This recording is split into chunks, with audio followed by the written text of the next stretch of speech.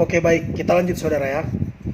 Jadi saudara, filsuf Romawi kuno, dia selevel dan seleting dengan Plato. Tetapi kalau Plato itu di Yunani, Cicero ini di Romawi.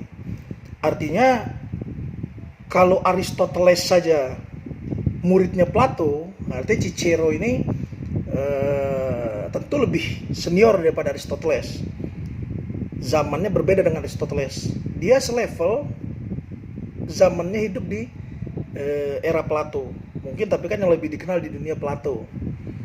Nah, dia ilmuwan dan filsuf dari Yunani kuno. Plato memiliki murid bernama Aristoteles, ilmuwan hebat juga. Menjabarkan mengenai banyak sekali tentang hukum. Gitu.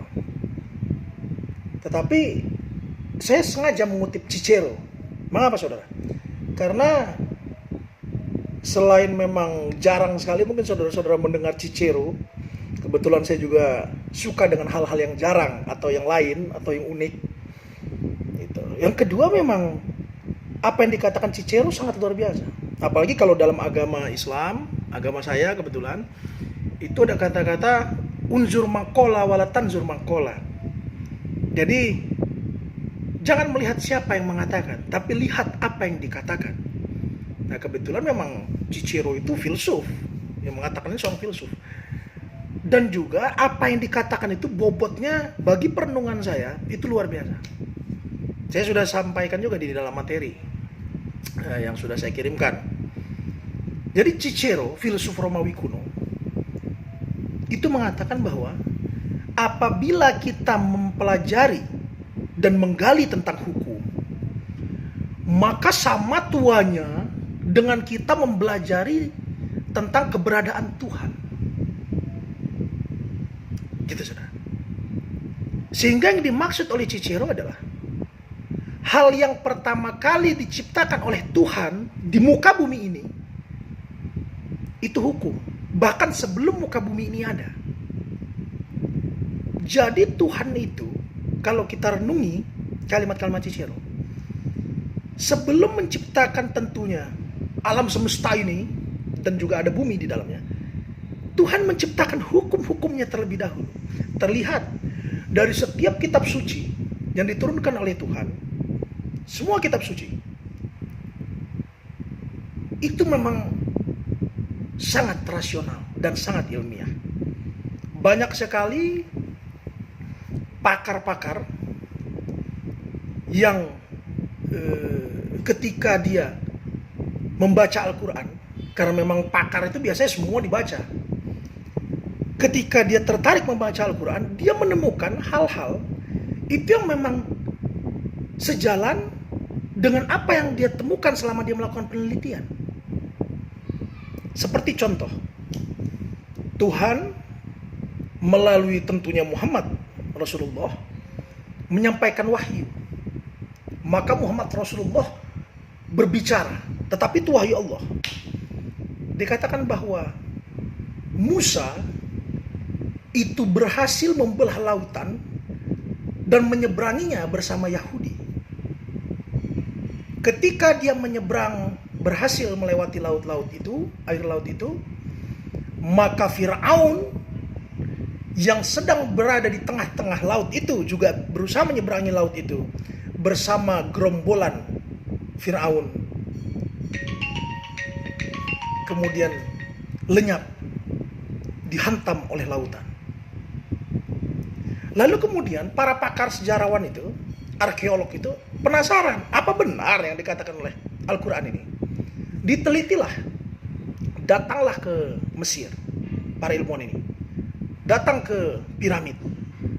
Di makam Fir'aun, piramid Fir'aun itu dibuka, muminya dibuka, dadanya dibelah saudara Fir'aun untuk dalam rangka penelitian. Dan ketika dibelah, paru-parunya penuh dengan garam. Itu bukti, itu alat bukti bahwa apa? Bahwa Fir'aun benar mati karena kelelep di laut, karena tenggelam di laut. Artinya apa yang dikatakan oleh Al-Quran, kitab suci Al-Quran itu dapat dipertanggungjawabkan secara ilmiah. Gitu. Jadi kitab-kitab suci yang dibawa oleh para rasul, yang itu adalah kalimah Allah, itu selalu bersifat ilmiah. Jadi itu merupakan hukum pegangan bagi kita sebagai umatnya. Berbagai umat agama apapun, yang tentu membawa kitab suci dari Tuhan. Bahwa ternyata hidup ini itu ada hukumnya, ada aturannya. Itulah makanya yang mendasari saya bahwa yang dimaksud oleh Cicero mengatakan kata-kata itu, kalimat-kalimat itu bermakna sangat dalam. Dan intinya adalah Cicero ingin mengatakan bahwa sebelum Tuhan menciptakan yang lain di alam semesta ini, pertama kali hal yang dibuat oleh Tuhan adalah hukum. Oleh karena itu saudara, apabila kita melawan hukum, itu sama saja dengan kita melawan Tuhan.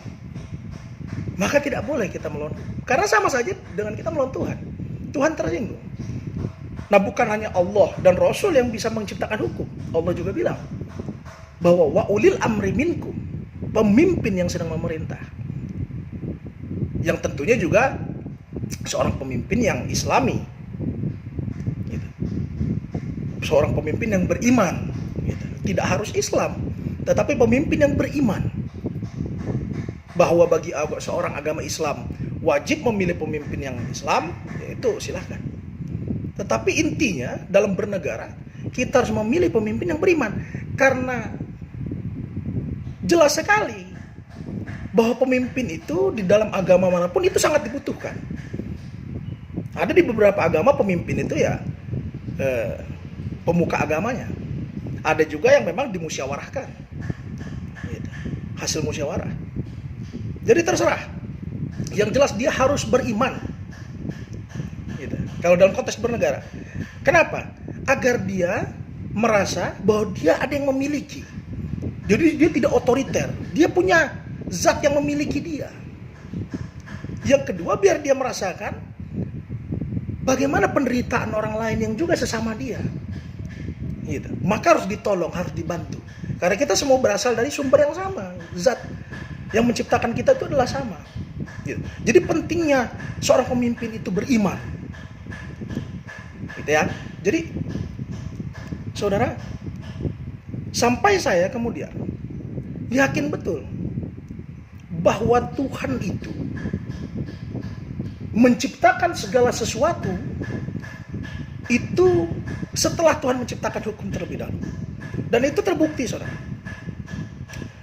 Tuhan itu memiliki perangkat hukum yang luar biasa. Tuhan memiliki hari hisab.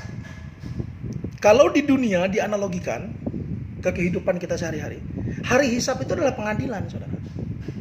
Jadi ketika ini nanti kita kiamat, dan kita harus mempercayainya, itu akan digelar pengadilan. Jadi saudara, Tuhan itu memiliki banyak sekali perangkat hukum. Dia punya perangkat hukum yang sangat settle. Dan ini ada juga di dunia. Seperti misalnya tadi saya katakan, setelah memang orang ini semua sudah selesai, gitu. Kalau di dalam dunia kita ini tentu orang yang bersalah, atau misalnya diduga bersalah, gitu, tentu dia akan masuk ke dalam pengadilan. Kalau di akhirat nanti namanya hari hisab. Dihisab, ditimbang seberapa kesalahan dia, seberapa kebaikan dia. Oh, karena dia punya kesalahan, dihukum dulu dia. Setelah semua kesalahan habis, baru dia masuk ke dalam dunia yang kehidupan yang sesungguhnya di surga. Hari hisab. Lalu kemudian saudara, Tuhan juga memiliki penegak hukum. Siapa? Malaikat. Dialah yang mencatat amal baik dan amal buruk kita. Kalau di kita, penegak hukumnya ya tentu ada jaksa, ada hakim. Jadi jaksanya itu, penegak hukum dalam kategori jaksa itu malaikat. Dia mencatat, dia menuntut, gitu. Dan juga polisi. Malaikat itu berperan sebagai jaksa dan polisi. Lalu hakimnya, Tuhan itulah sebagai hakimnya. Tetapi saudara, kalau di negara kita, penegak hukum itu ada satu lagi selain polisi, jaksa, tentu juga bisa dikatakan dishub, pol pp segala. Bisa juga dikatakan ya pemerintah yang berpihak untuk menegakkan hukum lah. Lalu kemudian hakim, ada satu lagi penegak hukum menurut undang-undang, advokat, yaitu seorang advokat atau lawyer atau pengacara. Tapi saudara, di dalam persidangan di hari hisab nanti, tidak ada kita temukan seorang pengacara, tidak ada pengacara, tidak ada advokat. Maka kita harus membela diri kita sendiri.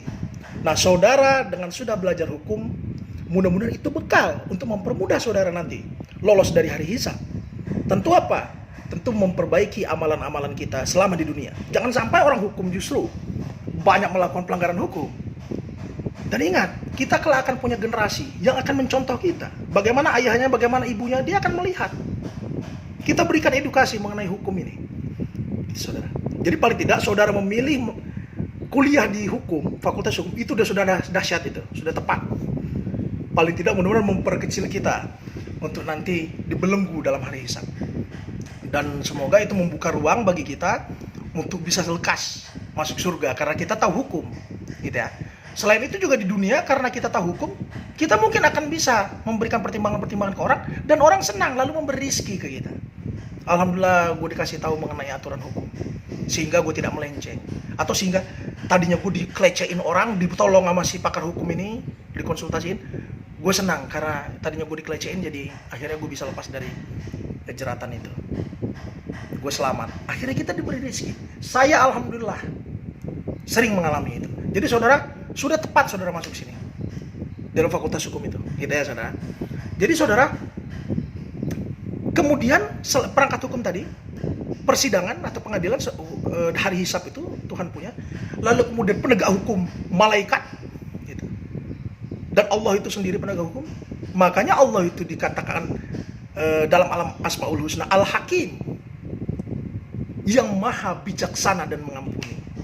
Ya itu sifat hakim. Makanya kalau hakim sekarang di dunia itu sifatnya justru ingin membesar-besarkan hukuman, itu tidak menjiwai kata Al-Hakim yang dimiliki oleh Allah, nama Al-Hakim yang dipunyai oleh Allah. Seorang hakim harus memaafkan, mengampuni, tetapi tetap menghukum. Gitu saudara ya. Jadi luar biasa saudara. Apa yang sudah kita skenariokan di bumi, di dunia mengenai hukum, itu Allah juga sudah. Gitu. Lalu kemudian terakhir perangkat hukum Allah adalah neraka, tempat kita dihukum atas kesalahan pelanggaran hukum yang telah kita lakukan di dunia. Nah kalau di dunia, ya itu adalah penjara perangkat hukumnya. Gitu saudara. Jadi lengkap sekali saudara yang sudah dimiliki oleh Tuhan. Gitu. Sampai sini ada yang mau bertanya sebelum kita lanjut? Jadi udah paham ya kira-kira filosofi tadi mengenai apa itu hukum negara, mengenai apa itu hukum negara yang dipaparkan oleh Cicero. Jadi sangat dalam kalau kita kupas lagi. Dan saudara pun bisa itu mengembangkan daripada filosofi Cicero itu. Ayo sampai sini ada yang mau bertanya? Silakan.